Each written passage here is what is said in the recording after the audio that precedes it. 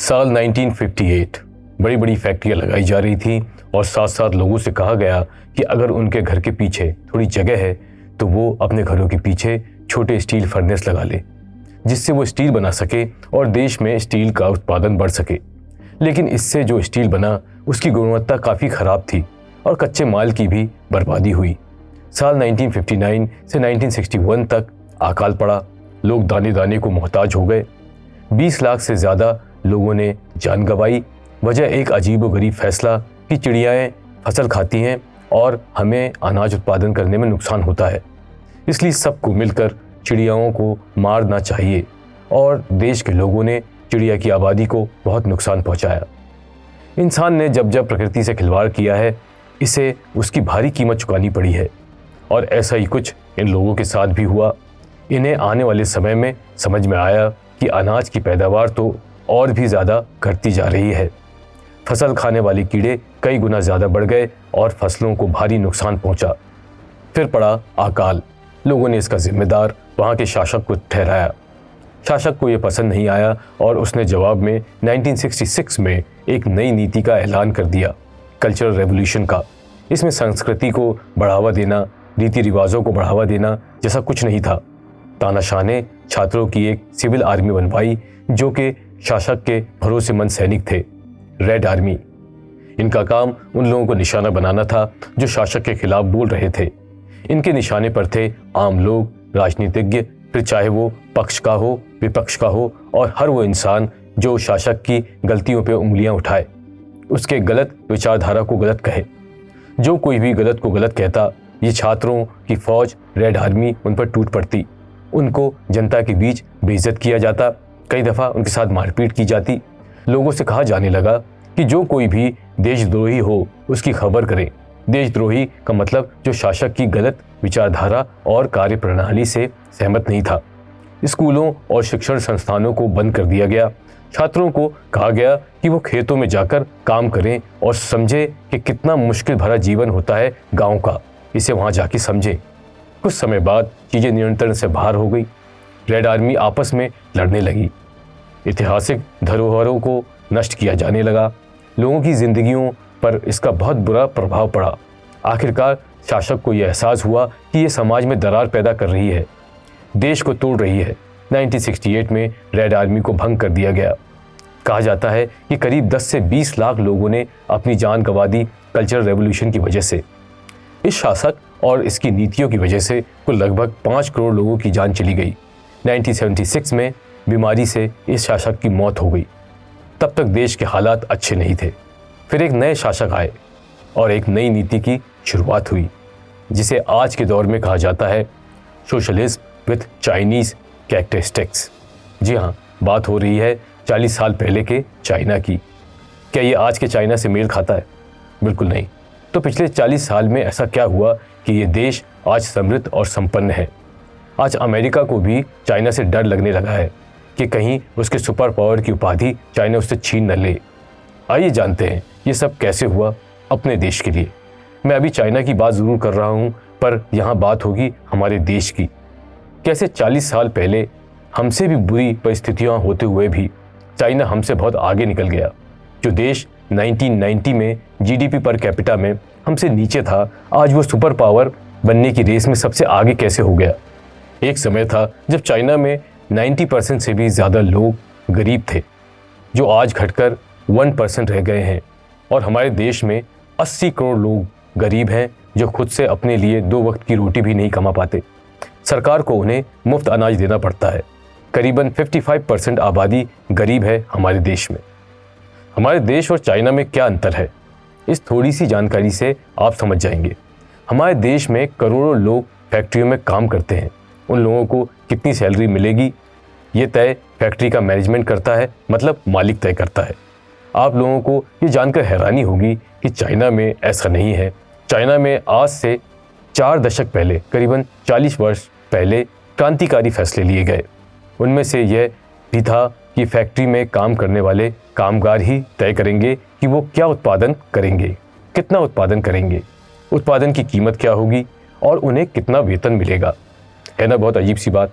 इस कानून की वजह से फैक्ट्रियों में काम करने वाले लोगों ने बाजार के मुताबिक उत्पादों का उत्पादन किया। क्योंकि वही खुद अपने वेतन का निर्धारण कर रहे थे, तो ये कुछ ऐसा था जैसे वही उस फैक्ट्री के मालिक हों। इस वजह से वो पूरी जिम्मेदारी, ईमानदारी और मेहनत से अपनी नौकरी कर रहे थे और चाइना की उत्पादन क्षमता कई गुना ज़्यादा बढ़ गई। और हमारे देश में निजी कंपनियां न्यूनतम वेतनमान ही कामगार को दे दे, यही बहुत बड़ी बात होगी। बाकी बातों के बारे में तो सोचा भी नहीं जा सकता। 1986 में चाइना में कंपलसरी एजुकेशन लॉ लाया गया। इसके तहत 9 साल तक हर बच्चे को कंपलसरी और मुफ्त शिक्षा दी जाने लगी। वहीं हमारे देश में राइट टू एजुकेशन 2009 में लाया गया। आज शहरी क्षेत्रों में आपको निजी शिक्षण संस्थानों की भरमार दिखेगी। वजह क्योंकि लोगों को सरकारी स्कूलों पर भरोसा नहीं है। बहुत कम कमाने वाले भी, जिनका खुद का घर नहीं है, किराए के घरों में रहते हैं, वो भी अपने बच्चों को किसी छोटे मोटे सस्ते प्राइवेट स्कूल में पढ़ाते हैं। चाइना ने 1986 में जब एजुकेशन पॉलिसी लागू की, तब जीडीपी का 2% एजुकेशन पॉलिसी के लिए दिया, जो आज बढ़कर 4% से भी ज़्यादा है। वहीं हमारे देश में 2023 में जो शिक्षा बजट दिया गया वो जीडीपी का 2.9% है, जबकि अब हम आबादी में चाइना से आगे निकल चुके हैं। साथ ही साथ चाइना ने कौशल विकास यानी स्किल डेवलपमेंट पर भी बहुत ध्यान दिया, जिससे आगे चलकर 1978 में लिबरलाइजेशन हुआ तो चाइना में स्किल्ड वर्कर्स की फौज तैयार थी। भारत में लिबरलाइजेशन 1991 में हुआ, चाइना में 1978 में और भारत में 1991 में। आज चाइना में लिटरेसी रेट 95% से भी ज़्यादा है और वहीं हमारे देश में लिटरेसी रेट 77% है। पूरी दुनिया में जितनी भी डेवलप्ड नेशंस हैं उनमें एक समानता है, एजुकेशन को, हेल्थ केयर को उन्होंने पहली प्राथमिकता दी है। ऐसी हम अगर हेल्थ केयर की बात करें तो चाइना यहाँ भी हमसे बहुत आगे है। 2020 में चाइना ने कुल जीडीपी का 5.59% हेल्थ केयर में खर्च किया, वहीं भारत ने 2.96% जीडीपी का हेल्थ केयर पर खर्च किया। भारत में कोऑपरेटिव सोसाइटी है। मकसद है गांव, कस्बे, छोटे शहरों में जो कुछ भी प्रोडक्शन होता है उसको बाजार तक पहुंचाया जा सके, जिससे लोगों को रोजगार मुहैया कराया जा सके। इन कोऑपरेटिव सोसाइटियों में ज़्यादातर डेयरी और एग्रीकल्चर से जुड़े उत्पादों का काम किया जाता है। कुछ और भी काम होते हैं, पर ज़्यादातर यही 2 काम मुख्यतः से किए जाते हैं। चाइना में भी ऐसा ही कुछ शुरू किया गया, जिसे TVEs कहा जाता है, टाउन एंड विलेज एंटरप्राइजेस, जो कि गांव और शहरों द्वारा चलाए जाते हैं। हमारे और उनके कोऑपरेटिव सोसाइटी में बड़ा फ़र्क है। चाइना में TVEs ऐसे सेक्टरों में भी उत्पादन कर रहे हैं जिन्हें दुनिया MNCs कहती है, जैसे electronics, textiles, services, manufacturing sector. China के गांव और शहरों में लगभग हर सेक्टर में प्रोडक्शन हो रहा है। और अगर हम भारत की बात करें तो हम सोच भी नहीं सकते कि हमारे देश में कहीं किसी दूर दराज के गांव में इलेक्ट्रॉनिक प्रोडक्ट मैन्युफैक्चरिंग हो रहे हों।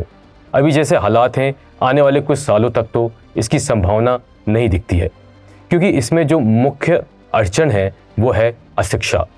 चाइना ने इंफ्रास्ट्रक्चर डेवलपमेंट में भी पूरा ध्यान दिया, पब्लिक ट्रांसपोर्ट्स को बेहतर बनाया, नई रेल की पटरियां बिछाई, सड़कें बनाई जिससे शहरों और गांवों को जोड़ा जा सके, सामान की आवाजाही, लोगों की आवाजाही आसानी से हो सके। चाइना में साइंस एंड टेक्नोलॉजी पर भी रिसर्च को प्रमुखता से प्राथमिकता दी गई और भारी भरकम फंडिंग दी गई। लाखों रिसर्चर्स को क्रैश कोर्स ट्रेनिंग प्रोग्राम के जरिए प्रशिक्षित किया गया। जो आज हम चाइना को साइंस एंड टेक्नोलॉजी मैन्युफैक्चरिंग में इतना आगे देख रहे हैं, इसकी वजह यही है। 2020 का डाटा बताता है कि चाइना ने साइंस एंड टेक्नोलॉजी रिसर्च पर अब तक $500 बिलियन से ज़्यादा खर्च किया है। 1988 में ही चाइना ने बीजिंग में साइंस पार्क बनाया, जहां आज कई बड़ी कंपनियां, रिसर्च इंस्टीट्यूट्स और यूनिवर्सिटीज़ हैं। 2020 में ही चाइना की जीडीपी पर कैपिटा हमसे 3 गुना ज़्यादा हो गई। ऐसा ही कुछ साउथ एशिया के सबसे डेवलप्ड देश की कहानी है, जो सिर्फ एशिया का ही नहीं, दुनिया के डेवलप्ड देशों में जिसका नाम आता है। इस देश ने बेहद गरीबी देखी, जहां हर तरफ खस्ताहाल झुग्गी बस्तियां थीं, अफीम की लत के शिकार लोग थे, क्राइम था, बदहाली थी। जापान की गुलामी के बाद ब्रिटिशर्स ने उन पर शासन किया। ब्रिटिशर्स ने जब उस देश को सत्ता सौंपकर वहां से जाना चाहा, तो देश की बागडोर संभालने वाले नेता ने उनसे विनती की कि वह कुछ समय इस देश पर और शासन करें, क्योंकि वो अभी देश चलाने के लिए समर्थ नहीं है। उनके पास उनकी खुद की फौज भी नहीं है। उस देश ने पूरी दुनिया को चौंका दिया। देश की बागडोर हाथ में आने के सिर्फ 25 सालों में एक चमचमाता देश बन गया। एक छोटा सा देश जिसके पास कोई प्राकृतिक संसाधन भी नहीं है। सिंगापुर, एशिया का ऐसा देश जो सही मायनों में एक धर्मनिरपेक्ष देश है, जहां लोग सच्चे दिल से धर्मनिरपेक्ष हैं और यही उनकी सफलता की वजह है। इस पर बात आने वाले प्रोग्राम में करेंगे, पर यह सोचने का विषय है कि जब चाइना, जो हमसे ज़्यादा आबादी वाला देश था, भुखमरी थी, भटके हुए नौजवान थे, बेरोज़गारी थी, सिंगापुर जहां हर तरफ गरीबी थी, झुग्गी बस्ती थी, जो आज क्षेत्रफल के हिसाब से भारत से 18 गुना ज़्यादा आबादी वाला देश है, जहां प्राकृतिक संसाधन भी नहीं है, आज ये देश हमसे आगे कैसे निकल गए और हम आज भी एक डेवलपिंग कंट्री हैं। हमें अगर डेवलप्ड कंट्री बनना है तो उसके लिए कई क्षेत्रों में काम करने की ज़रूरत है, कई तरह के योजनाओं की ज़रूरत है। देश में कई लुभावने योजनाएं चल रही हैं और कई सालों से कई योजनाएं चल रही हैं, पर हमें वो अविश्वसनीय परिणाम जो चाइना को मिले, जो सिंगापुर को मिले, वो आज तक हम हासिल नहीं कर पाए। और अगर सब कुछ ऐसा ही आगे भी चलता रहेगा तो शायद आगे भी कोई ख़ास बदलाव हमें देखने को नहीं मिलेगा। तो फिर रास्ता क्या है? अब हमें इसे दूसरे तरीके से देखने की ज़रूरत है। हमें तरक्की के लिए क्या करना चाहिए इसके बारे में तो सोचा ही जा रहा है, पर इसके साथ साथ इससे भी ज़्यादा ज़रूरी उन चीज़ों की सूची बनाना है जो हमें नहीं करनी है, हमारे देश में बिल्कुल नहीं होना चाहिए। ये सुनने में अजीब लग रहा होगा, पर यह वो तरीका है जो हमारे देश में अब तक नहीं अपनाया गया है, और ये सिर्फ सरकारी स्तर पे ही नहीं, देश के हर एक नागरिक को इसे समझना होगा और करना होगा। जैसे मैंने अपने लिए तय किया है कि सोने से पहले मैं स्मार्टफोन नहीं देखूंगा। हर दिन जो मुझे एक काम बिल्कुल भी नहीं करना है वो ये है कि मुझे रात के समय सोने से पहले सोशल मीडिया ऐप नहीं देखना है, बस नहीं देखना है। क्योंकि जब मैं रात को सोशल मीडिया पोस्ट देखता हूँ, वीडियोस देखता हूँ, तो मेरी नींद पर असर पड़ता है और अगले दिन नींद न पूरी होने की वजह से मैं ऊर्जाहीन महसूस करता हूँ। हमारे देश में भी कुछ बुराइयां हैं जो नहीं होनी चाहिए। उदाहरण के तौर पर धर्मवाद और जातिवाद। हमारे देश की तरक्की में यह प्रमुख बाधा है। धर्मवाद और जातिवाद, आज़ादी से अब तक इन दो बुराइयों ने हमारे देश को बहुत ज़बरदस्त और बुरे तरीके से नुकसान पहुंचाया है, जिसकी एक आम आदमी कल्पना भी नहीं कर सकता। लगभग हर सरकार के कार्यकाल में देश की तरक्की और जन कल्याण पर ध्यान देने के बजाय इन दो समस्याओं से देश जूझता रहा है। जब हमारे देश को एक नए आरंभ की ज़रूरत थी, तब भी हमारे देश इन दो समस्याओं से लड़ने में अपनी ऊर्जा बर्बाद कर रहा था। जब हमें देश की खाद्य संबंधी ज़रूरतों के लिए अनाज की पैदावार बढ़ाना था, तब भी यही दो बुराइयां देश को कमज़ोर कर रही थी। जब हमारे देश में नए उद्योग लगाए जाने थे, तब भी सरकारों का ध्यान किसी धर्म विशेष को साधने में लगा हुआ था। देश में अब जब महंगाई है, बेरोजगारी है, अब भी इन दो बुराइयों ने देश को कमज़ोर करने में कोई कसर नहीं छोड़ी है। धर्म और जाति के आधार पर नफरत ने आम नागरिक और देश का बहुत नुकसान किया है। आज़ादी से अब तक ढेरों दंगे हुए, हज़ारों जिंदगियां बर्बाद हो गई, हज़ारों की जान चली गई, और इन सब के बदले में हम एक डेवलपिंग कंट्री बन के रह गए। ये सब रोका जा सकता था। आज चाइना हमसे 3 गुना ज़्यादा ताकतवर बन गया है। वहीं सिंगापुर में अलग अलग धर्म के लोग मिलकर रह रहे हैं और एशिया का सबसे डेवलप्ड देश बन गया है। वो ये जानते हैं कि हमें हर धर्म का सम्मान करना है और धर्म के नाम पे नफरत न करनी है, न फैलानी है, क्योंकि इससे आप कुछ भी हासिल नहीं कर सकते। मैंने किसी भी आम आदमी को इन बुराइयों से अमीर होते नहीं देखा। धर्मवाद और जातिवाद को किसी भी देश को हर हाल में रोकना चाहिए और इसे बढ़ावा नहीं देना चाहिए। हर धर्म का सम्मान होना चाहिए। हर धर्म के व्यक्ति का एक ही मकसद होता है, अपने परिवार के लिए रोजी रोटी की व्यवस्था करना, रहने के लिए घर की व्यवस्था करना, बच्चों के लिए शिक्षा की व्यवस्था करना, और इन सब के लिए वो जिस भी धर्म का है उस धर्म में पूजे जाने वाले भगवान से आशीर्वाद के लिए प्रार्थना करता है कि भगवान उन्हें आशीर्वाद दे, अल्लाह का उन पर करम हो, वाहिगुरु की उन पर कृपा हो, ईश्वर की उन पर कृपा हो। फिर नफरत क्यों? धर्मवाद, जातिवाद नहीं करना है।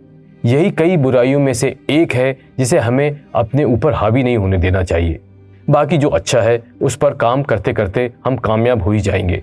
बस याद रखना है कि क्या नहीं करना है। सबसे पहले बस यही है कि क्या नहीं करना है, फिर सब उसके बाद है।